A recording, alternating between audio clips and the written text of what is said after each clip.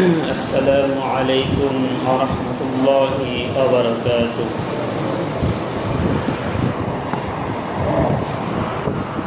الحمد لله نحمده ونستعينه ونستغفره ونعوذ بالله من شرور أنفسنا ومن سيئات أعمالنا. من يهده الله فلا مضل له ومن يضلل فلا هادي له. ونشهد أن لا إله إلا الله وحده لا شريك له. ونشهد أن سيدنا ومولانا محمدا عبده ورسوله صلى الله تعالى عليه وعلى آله وأصحابه أجمعين. أما بعد فقد قال الله تعالى في كلامه المجيد وفرقانه الحميد: أعوذ بالله من الشيطان الرجيم. بسم الله الرحمن الرحيم. إن الله اشترى من المؤمنين أنفسهم وأموالهم بأن لهم الجنة. صدقت يا رب العالمين. وعن جابر رضي الله تعالى عنه قال رسول الله صلى الله عليه وسلم: أما بعد فإن خير الحديث كتاب الله وخير الهدي هدي محمد صلى الله عليه وسلم وشر الأمور محدثاتها وكل محدثة بدعة وكل بدعة ضلالة وكل ضلالة في النار، أو كما قال رسول الله صلى الله عليه وسلم. আলহামদুলিল্লাহ, মুআজ্জাজ মুহতারাম হাজিরিন, আল্লাহ সুবহানাহু ওয়া তাআলা দরবারে লাখ কোটি শুকর জ্ঞাপন করছি যে মহান রব্বুল আলামিন আমাদেরকে প্রতি জুমার ন্যায় আজকেও জুমার সালাত আদায় করতে আসার জন্য জুমার মসজিদে সালাতকে সামনে রেখে কোরআন এবং হাদিস থেকে সংক্ষিপ্ত আকারে কিছু কথা শোনার এবং বলার যে সুযোগ দান করে দিয়েছেন, সে মহান মনিবের দরবারে কালিমাত শুকর আদায় করে বলছে আলহামদুলিল্লাহ। সাথে সাথে আমাদের প্রিয় নবীর শানে অগণিত দুরূদ ও সালাম পাঠ করছি, সকলেই পড়ি সাল্লাল্লাহু আলাইহি ওয়াসাল্লাম। সম্মানিত প্রিয় মুসল্লিয়ানে কিরাম, আজ পবিত্র জুমার দিন। প্রতি জুমাতে আমরা কম বেশি কিছু না কিছু আলোচনা শুনি, বোঝার চেষ্টা করি এবং সেগুলো আমাদের জীবনে বাস্তবায়ন করার চেষ্টা করি। তো আমরা যদি আমাদের জীবনে সব কথাগুলো যদি শুনে বুঝে আমল করার চেষ্টা করি এবং সেগুলো যদি বাস্তব জীবনে প্রয়োগ করি, তাহলে আমাদের জীবনটা ধন্য হয়ে যাবে। কারণ পৃথিবীতে সবাই চায় সফল হতে, তাই না? কেউ কি ব্যর্থ হতে চায় আমরা? কিন্তু পৃথিবীর শুরু থেকে নিয়ে পর্যন্ত যত মানুষ পৃথিবীতে আসছেন, যত মনীষী আসছেন, যত জ্ঞানীগুণী আসছেন, সবাই কিন্তু মানুষকে সফল হওয়ার গল্প শিখাইছে না? সফল হওয়ার সংজ্ঞা দিয়েছেন, সফল হওয়ার জন্য বিভিন্ন কিছু লেখালেখি করেছেন, গবেষণা করেছেন, চেষ্টা সাধনা করেছেন। সেই সমস্ত সব কিছু আমরা আমাদের জীবনে বাস্তবায়ন করার জন্য আমরা অনেকে দৌড়াইছি, কিন্তু আসলে ওই সমস্ত কোনো কিছুতে সফলতার কথা অথবা চূড়ান্ত সফলতার কথা কেউ বলেনি, সম্ভাবনা দিয়েছে। একমাত্র চূড়ান্ত সফলতার কথাই বলেছেন আমাদের আপনার আমার সকলের রব মহান আল্লাহ সুবহানাহু। সে আল্লাহ তাআলা বলেছেন, ফামান যুহজিহা আনিন নার ওয়া উদখিলাল জান্নাতা ফাকাদ ফাজ। সে ব্যক্তি চূড়ান্ত সফলতা অর্জন করলো যে কাল কিয়ামতের ময়দানে ফামান যুহজিহা আনিন নার, জাহান্নামের আগুন থেকে অর্থাৎ জাহান্নাম থেকে মুক্তি পাবে। জাহান্নাম থেকে যে মুক্তি পাবে,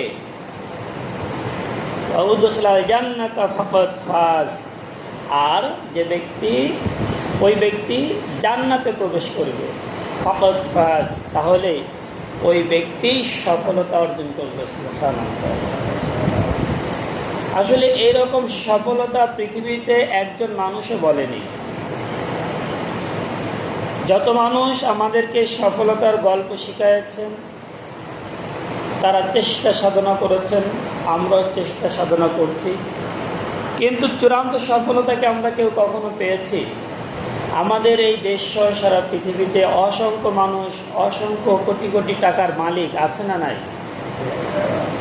তাহলে কি তারা কি বলতে পারবে যে আমি পৃথিবী থেকে সফলতা অর্জন করে গিয়েছি, আমি সফল? কেউ কি কখনো বলেছেন যে আমি সফলতা অর্জন করার পরে মৃত্যুবরণ করলাম? কেউ কখনো বলেনি।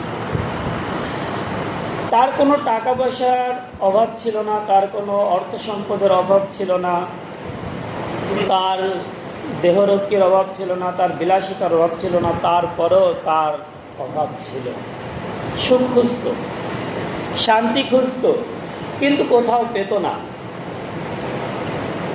অর্থের মধ্যে সে সুখ আর শান্তি খোঁজার চেষ্টা করত, কিন্তু কখনো সে পেত না। এইভাবে সে লক্ষ কোটি টাকার মালিক হওয়ার চেষ্টা করেছে, মালিক হতে পেরেছে, কোটি কোটি টাকা অর্জন করেছে, কিন্তু সুখ খুঁজে পায় না। সম্মানিত উপস্থিতি, সুখ আসলেই কি নরম বালিশের মাথা দিয়ে ঘুমানোটাই কি সুখ? আসলে না। সুখ আর শান্তি আপনার আর আমার মধ্যে যদি আল্লাহ তাআলার পক্ষ থেকে কোনো সাকিনা যতক্ষণ না পর্যন্ত আসবে, আল্লাহ তাআলার কাছ থেকে আমার আপনার দিলের ভিতরে যতক্ষণ না পর্যন্ত শান্তি না আসবে, ততক্ষণ পর্যন্ত আমরা কেউ সুখী হতে পারবো না। এজন্য সুখী হওয়ার জন্য সর্বপ্রথম আল্লাহ তাআলার কথা মোতাবেক আমাদেরকে চলতে হবে। আল্লাহ তাআলা যা আমাদের কাছে চেয়েছেন আমাদেরকে সেটা দিতে হবে। যা থেকে আমাদেরকে বিরত থাকতে বলেছেন তা থেকে আমাদের বিরত থাকতে হবে। যদি আমরা যে উদ্দেশ্যে আল্লাহ তাআলা আমাদেরকে পাঠিয়েছেন বা আমাদেরকে সৃষ্টি করেছেন, আমরা যদি সেটাই আমরা লক্ষ্য করি, তাহলে আমরা সুখ আর শান্তি পেতে পারি। আমাদেরকে চেষ্টা করতে হবে, আমাদেরকে লক্ষ্য করতে হবে যে আল্লাহ তাআলা আমাদেরকে কিসের জন্য বানালেন, আমাদেরকে দুনিয়াতে কেন পাঠালেন, কি উদ্দেশ্য ছিল তার। আমরা কি আসলে সেই উদ্দেশ্য অনুযায়ী কাজ করছি কিনা? আসলে আমরা সেই উদ্দেশ্য অনুযায়ী আমাদের জীবনে সকল উপার্জন ক্ষেত্রে উপার্জন করছি কিনা? যেভাবে তিনি হালাল উপার্জন করতে বলেছেন, আমরা কি সকলে হালাল উপার্জন করছি কিনা? সম্মানিত উপস্থিতি, এই জিনিসগুলো যদি আমরা আমাদের জীবনে যদি আমরা প্রয়োগ করতে না পারি, তাহলে আমরা সফলতা কেউ অর্জন করতে পারবো না। এজন্য আমাদের উচিত সফলতা পেতে হলে একমাত্র আল্লাহর পথেই চলতে হবে। যদি আমরা হারাম উপার্জনের দিকে ঢুকে যাই, হারাম রিলেশনের দিকে যদি চলে যাই, হারাম সম্পর্ক দিকে যদি চলে যাই, তাহলে আমাদের সফলতা কখনোই আসবে না। আমরা চূড়ান্তভাবে সফলতা দিকে ফিরে গিয়েছি ওই সময় যখন থেকে আমরা আল্লাহর বিধানকে ভুলে গিয়েছি। আল্লাহ তাআলা বলেছেন যে আমাদেরকে সর্ব অবস্থায় সুখে এবং দুঃখে তার শুকরিয়া আদায় করতে হবে। সুখে এবং দুঃখে তার কি আদায় করতে হবে? শুকরিয়া আদায় করতে হবে। অথচ আমরা সেটাকে ভুলে গেছি। আমরা সুখের সময় আল্লাহকে ভুলে যাই, আর দুঃখ কষ্ট দুর্দশার সময় আল্লাহকে স্মরণ করি। আবার আল্লাহ তাআলা যখন এই দুঃখ দুর্দশা আর দরিদ্রতা থেকে আমাদেরকে মুক্ত করে দেন, তখন আমরা আবার সেই আল্লাহকে ভুলে যাই। যখন আমরা কঠিন রোগে আক্রান্ত হয়ে যাই, তখন আমরা আল্লাহকে অধিকবার স্মরণ করে থাকি। কিন্তু আল্লাহ তাআলা যখন আমাকে সুস্থতা দান করে দেন, আমি যখন সুস্থ হয়ে যাই, তখন আল্লাহকে আর আমার মনে পড়ে না, কারণ আমি এখন সুস্থ। আল্লাহ তাআলা বলেছেন আমাদেরকে পবিত্র রিজিক থেকে আহার করতে এবং এই পবিত্র রিজিক থেকে দান করতে। অথচ আমরা সেই পবিত্র রিজিক অন্বেষণ করি না, পবিত্র রিজিক আমরা খুঁজি না। আমরা শুধুমাত্র গতানুগতিকভাবে আমরা উপার্জনের দিকে ধাবিত হয়েছি, যার কারণে আল্লাহ তাআলা আমাদের কাছ থেকে নিয়ামত তুলে নিয়েছেন। আল্লাহ তাআলা বলেন, লাইন শাকারতুম লাযিদান্নাকুম ওয়া লাইন কাফারতুম ইন্না আযাবি লাশাদীদ। আল্লাহ তাআলা আমাদেরকে লক্ষ্য করে বলছেন যে দুনিয়ার মানুষেরা, যদি তোমরা আমার শুকরিয়া আদায় করো, তাহলে আমি তোমাদের নিয়ামতকে বৃদ্ধি করে দেব। আর যদি তোমরা আমার শুকরিয়া আদায় না করো, তাহলে তোমাদের কাছ থেকে আমি সেই নিয়ামতটাকে কেড়ে নেব। ইন্না আযাবি লাশাদীদ। আর শুধু আমি নিয়ামতটাকে কেড়েই নেব না, আমি তোমাদেরকে আবার একটা আযাবে গ্রেফতার করব। তাই সম্মানিত উপস্থিতি, আমরা লক্ষ্য করে দেখেছি যে আমরা আল্লাহ তাআলার নিয়ামতের যথাযথ শুকরিয়া আদায় করতে না পারার কারণে আল্লাহ তাআলা আমাদের কাছ থেকে নিয়ামত নিয়ে নিয়েছে। এখন যে নিয়ামতের উপর আমরা চলতেছি, আসলে এটা খাস নিয়ামত নয়, এটা হচ্ছে আম নিয়ামত। এই নিয়ামতটা ইহুদি খ্রিস্টানরাও পায়, যারা আল্লাহ তাআলার বিরুদ্ধচারণ করে তারাও পায়, আমরা ঠিক সেরকমভাবে পেয়ে যাচ্ছি। এই দুনিয়ার যখন সকালে সূর্য ওঠে, এই সূর্যের আলো শুধু মুসলিমরাই পায় না, এই সূর্যের আলো ইহুদিরা পায়, খ্রিস্টানরা পায়, পৃথিবীর যত রকম যত ধর্ম যত বর্ণের মানুষ আছে সকলেই পায়। এই সূর্য যখন ওঠে, এই আলো ঠিক মুমিনরাও পায়। তাহলে মুমিনরা যেরকমভাবে পেয়েছে, কাফের মুশরিকরাও ওই রকমভাবে পেয়েছে। আমরা যে অক্সিজেন গ্রহণ করতেছি, এই অক্সিজেন আমরা যেভাবে পেয়েছি, ইহুদি খ্রিস্টান বৌদ্ধ নাচারা ডোম তারাও এই একইভাবে এই নিয়ামত পেয়েছে। কিন্তু আল্লাহ তাআলা যে খাস নিয়ামতের কথা বলেছেন, আল্লাহ তাআলা যে খাস অনুগ্রহের কথা বলেছেন, সেটা একেবারেই ভিন্ন। সম্মানিত উপস্থিতি, আল্লাহ তাআলার খাস রহমত একনিষ্ঠ নৈকট্য লাভের জন্য তার দেখানো পথে চলতে হবে। আল্লাহ সুবহানাহু ওয়া তাআলা বলেছেন যে তোমাদের মধ্যে ভ্রাতৃত্ব ঠিক রাখতে হবে। আমরা সেই নিজেদের ভ্রাতৃত্বকে ভুলে গিয়েছি। আল্লাহ সুবহানাহু ওয়া তাআলা বলেছেন তোমাদের মধ্যে সালাত ঠিক রাখতে হবে। আমরা সালাতকে ছেড়ে দিয়েছি। আল্লাহ সুবহানাহু ওয়া তাআলা বলেছেন তার কিতাবুল্লাহ শরীফ সবসময় তেলাওয়াতের মধ্যে রাখতে হবে। আমরা সেই কিতাবুল্লাহকে ভুলে গেছি, এমনকি আমরা অনেকে পড়তেও জানি না। অথচ এটা ছিল আমাদের ধর্মীয় গ্রন্থ। আমাদের ধর্মীয় গ্রন্থ আল্লাহ তাআলা এমন একটি গ্রন্থ দান করেছেন, যে গ্রন্থ পড়ার জন্য, শেখার জন্য, জানার জন্য কোনো রকমের কোনো বয়সের প্রয়োজন হয় না, কোনো রকমের ছোট বড়র প্রয়োজন হয় না, কোনো রকমের দরিদ্র গরিবের প্রয়োজন হয় না, কোনো রকমের জ্ঞানের প্রয়োজন হয় না, কোনো রকমের মুখ্যতার প্রয়োজন হয় না। এটা এমন একটি কিতাব, এই কিতাবটা সকলেই পড়তে পারে, সকলেই জানতে পারবে। এমনকি বিশ্বের যত মানুষ আছে সকলেই এই কিতাব পড়তে পারবে, সকলেই এই কিতাব জানতে পারবে। এই কিতাব শুধু মুমিনদের জন্যই নয়, হুদাল্লিন নাস, আল্লাহ তাআলা বলছেন এটা মানুষের হেদায়েতের জন্য, এটা শুধু মুমিনদের কিতাব নয়।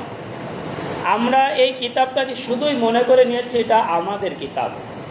আমরা এই কিতাবটাকে শুধু মনে করেছি এটা মুসলিমদের কিতাব, এটা শুধু নামাজে পড়তে হয়, তারাবিতে খতম তারাবি পড়তে হয়, আর মানুষ মারা গেলে একটু যে পড়তে হয়, আমরা এটাই জানি। অথচ এই কোরআন শরীফ এইগুলোর জন্য আসে নাই।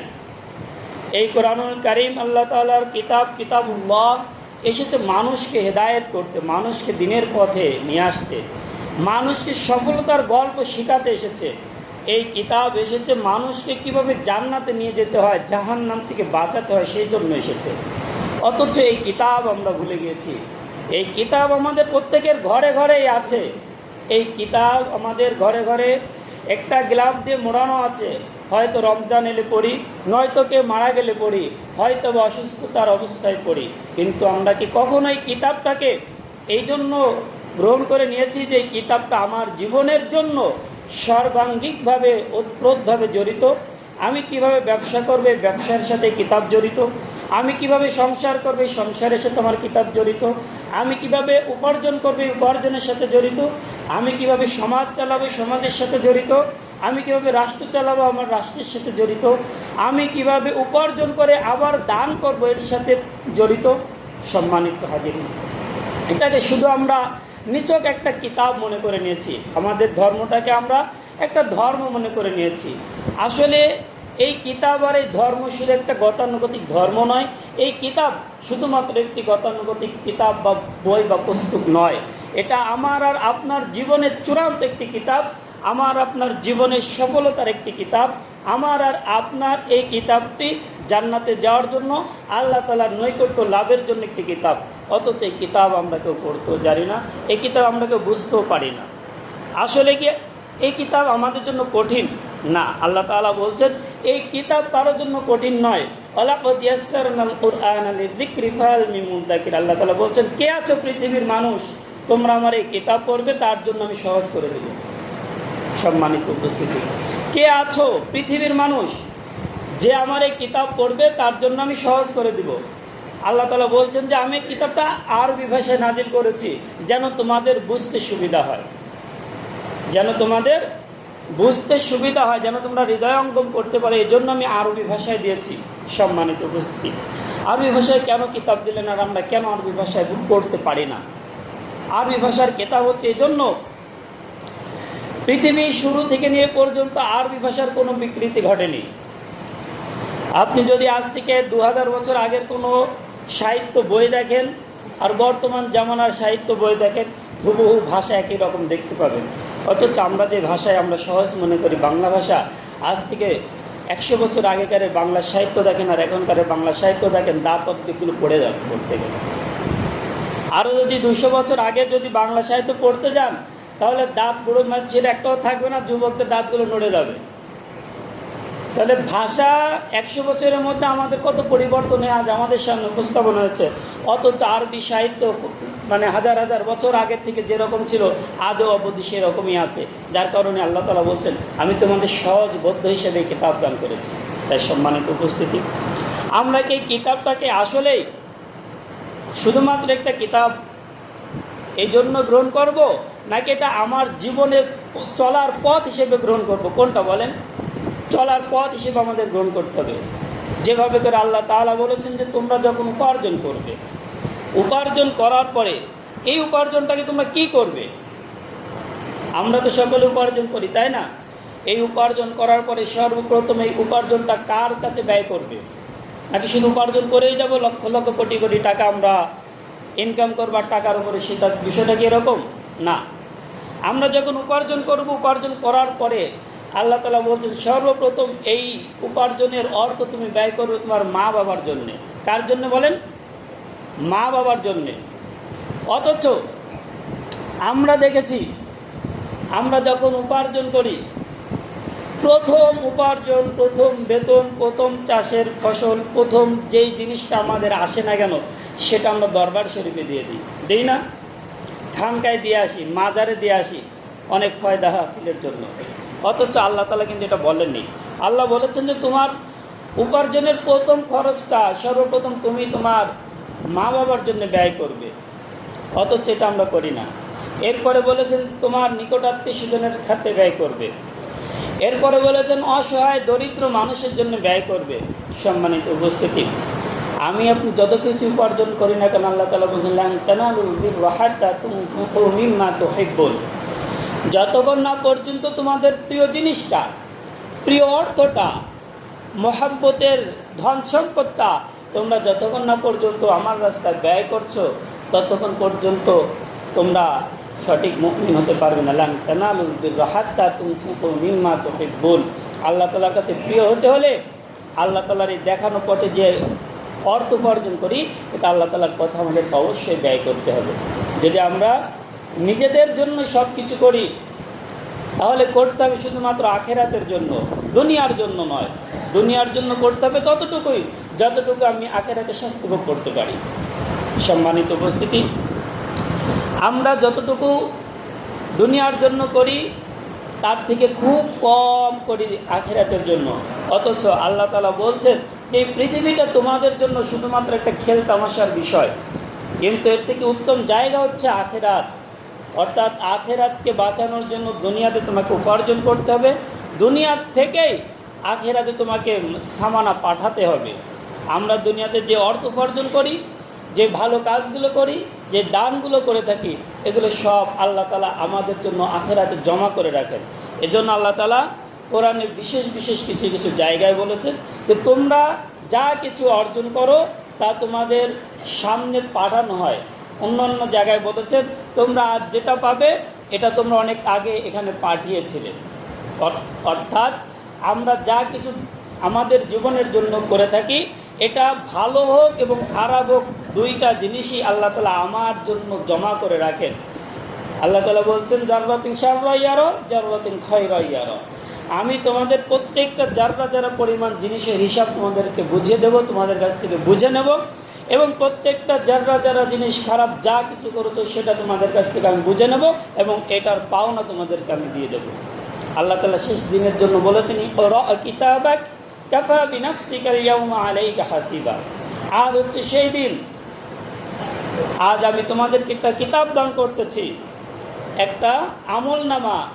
এই আমলনামা তোমার হাতে যখন আমি দিলাম, এখন তুমি এই আমলনামাটা পড়ো, করে তোমার বিচারের জন্য তুমিই যথেষ্ট হয়ে যাবে। সম্মানিত উপস্থিতি, যখন আল্লাহ তাআলা হাশরের ময়দানে আমাদের সকলকে উপস্থিত করাবেন, ওই সময় আমরা যা কিছু করেছি আমরা সকলে জানি যে আমাদের কাঁধে দুইজন ফেরেশতা আছে না? আল্লাহ তাআলা বলেন কিরামান কাতিবিন, দুইজন ফেরেশতা আছে। এই দুইজন ফেরেশতা আমাদের সকল কিছু লিখে রাখেন, আমাদের সকল কিছু লিখে রাখেন। এই লেখাটা কিসে লেখে? একটা বস্তুকে লেখে, একটা খাতায় লেখে, তাই না? এই খাতাটা একটা বই আকারে যখন হবে, তখন আল্লাহ তাআলা শেষ বিচারের দিন অর্থাৎ কিয়ামতের দিন আমাদেরকে আবার একটা হাতে দিয়ে দেওয়া হবে, দিয়ে বলবেন যে এই হলো তোমার সেই কিতাব, এখন তুমি পড়ো, তোমার হিসাবের জন্য তুমি নিজেই যথেষ্ট। যে তুমি কোথায় দান করেছিলে, মাজারে দান করেছিলে না মসজিদে দান করেছিলে? তুমি কোথায় তোমার উপার্জন খরচ করেছিলে, বন্ধুদের পিছনে নাকি সৎ লোকদের পিছনে? কোথায় এটা খরচ করেছিলে, খারাপ কাজে না ভালো কাজে? এসব কিন্তু সেখানে লেখা থাকবে। তাই সম্মানিত উপস্থিতি, আমরা যখন দান করব, যখন কোনো কিছু আমরা করব, সেটাকে লক্ষ্য রাখতে হবে এটা আমার জন্য লেখা হচ্ছে, আমি অবশ্যই পরকালে এই হিসাব পেয়ে যাব। যারা আল্লাহ তাআলার কাছে এই কিতাবটা ডান হাতে পাবে, তিনি বলেন ইন্নী যানানতু আন্নী মুলাকিন হিসাবিয়া, ওই ব্যক্তি বলবে যে আমি অবশ্যই জানতাম যে আমাকে কিতাব দেওয়া হবে আর আমি কিতাব ডান হাতে পাবো। আমি উপলব্ধি করতাম, জানতাম, তাই আজ আমি এই কিতাব ডান হাতে পেয়েছি। আর যারা বাম হাতে পাবে ইয়াকুলু লাইতানি লাম উতা কিতাবিয়া, তারা বলবে আজ যদি এই কিতাব না দেওয়া হতো, আজ যদি বিচারের দিন না হতো, তাহলে কতই না ভালো হতো। আবার বলবে কিন্তু রবা, যদি আমরা মাটি হয়ে যেতাম তাহলে আমার জন্য কত ভালো হতো। মাটির কোনো হিসাব লাগবে না, লাগবে নাকি? হিসাব হবে শুধু দুইটা জিনিসের, একটা হচ্ছে মানুষ আর একটা হচ্ছে জিন। এই দুইটা জাতির হিসাব হবে। এই দুইটা জাতিকে আল্লাহ তাআলা সকল আদেশ নিষেধ সব কিছু দিয়েছেন, আর কারো হিসাব হবে না। যদিও হিসাব হয়, তাদের জান্নাত জাহান্নামের জন্য হিসাব হবে না, হয়তো ইনসাফ ন্যায়ের জন্য হিসাব হতে পারে। একটা গরু আরেকটা গরুকে গোতা দিয়ে মারবে বা গোতাগুতি করবে, তার যেটা দুর্বল সেটা তো পারবে না, যেটা সবল সেটা পারবে। এখন দুর্বলটা তো সে জুলুম হলো, জুলুমের শিকার হলো, এটার একটা বিচার হবে। সেই বিচারটা কীরকম হবে? তাকে শক্তি দেওয়া হবে, সে তাকে একটা গোতা দিয়ে সমান সমান করে নেওয়া হবে, যার কারণে তাদের জান্নাত জাহান্নামের কোনো হিসাব হবে না। কিন্তু আমাদের কিন্তু জান্নাত আর জাহান্নামের হিসাব হবে। আমরা কিন্তু কখনো নিঃশেষ নয়। মানুষ, আমরা জানি যে মানুষ হচ্ছে নিঃশেষ একটা জিনিস, আসলে না, মানুষের কখনোই নিঃশেষ নাই। মানুষের কখনো কি নাই? নিঃশেষ নাই। কেউ কখনো শেষ হবে না, মাঝখানে কয়েকটা স্টেপ পার হয়। আমরা প্রথমে ছিলাম আরওয়াহ জগতে, তারপরে এসেছিলাম উদরে অর্থাৎ মায়ের গর্ভে, এখন এসেছি পৃথিবীতে, তারপরে যাবো বারজাক অর্থাৎ কিয়ামতের আগের একটা সময়, তারপরে কিয়ামত। কিয়ামত সংগঠিত হবে, তারপরে হয় জান্নাতে যাব আর বদনসিব হলে জাহান্নামে যাব। এই দুইটা জায়গায় গেলে কিন্তু আমরা কেউ কখনোই শেষ হতে পারবো না। জাহান্নামে গেলে অনন্তকালের জন্য আমাদেরকে আযাব ভোগ করতে হবে, আর জান্নাতে গেলে অনন্তকাল আমাদের সুখ সমৃদ্ধি আমাদের আল্লাহ তাআলা দান করবে। আমরা আল্লাহ তাআলা সেই সুখ সমৃদ্ধি আর নাজ নিয়ামতের অপেক্ষায় আছে। আল্লাহ তাআলা আমাদেরকে দান করুক এবং তিনি আমাদেরকে সঠিক পথে চলার তৌফিক দান করুন। সকলে বলে আমিন। আমা আলাইনা ইল্লাল বালাগ ওয়া আখিরু দাওয়ানা আনিল হামদুলিল্লাহি রাব্বিল আলামিন। আসসালামু আলাইকুম ওয়া রাহমাতুল্লাহ।